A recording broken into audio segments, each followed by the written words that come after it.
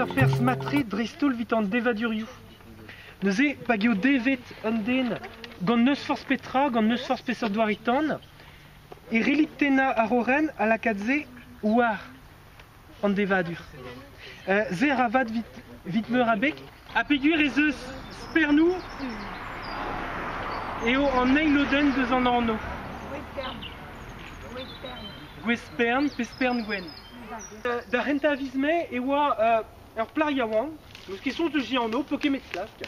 Ur plar yaouank a oa bet profet dei ur vranken a spern gwen hag a oa land a vleuniou.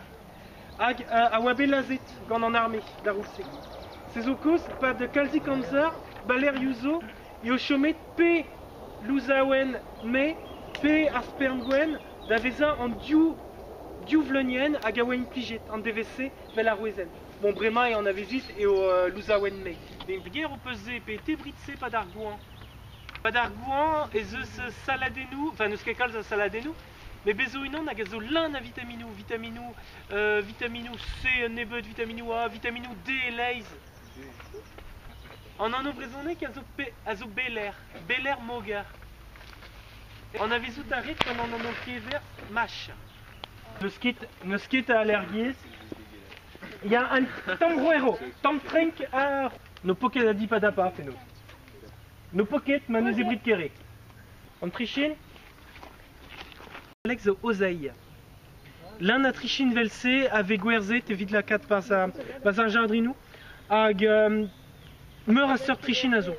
Bezout a ret ar miozotis. Miozozur, peus klevet an anno miozot. Dio, dibo chube. Modal, no peus morse kuitet ar beton. Normalement, il aurait kemer tout ar planten et aurait kemer ar gruichouye. Mais au guir évite anavezout mad ar plant et aurait kemer gruichouye. Pannes an drama, ne ket ar pannes ve implijet, un anno resiseur ideus, pannes squat. Modal ez eus an tom eolikue. Peguret eut distu hag e tom an amzer. A mezozur ma peus ur jardrin er ger, peus l'un a tom eolik en o jardrin, peguret eut tom an amzer. Me pat ur misiat ama, be oa deus ar blantenze, me ne oa ket digour. Rak, ne oa ket brav, ne oa ket tom. Bleuniou a velit ama, a zo bleuniou bihan tout. Hag evit poen, ne rim ne met geot deus an nol plantouze. A plantouze zo a re laket war an alrouez, mono ket il e don. Er fin, stum ur yeoten. Ba vi poen, la komne d'agoste, neus nemet an arbeni kourien hag a zo gouest des iforia aneo matre. Et on va tout la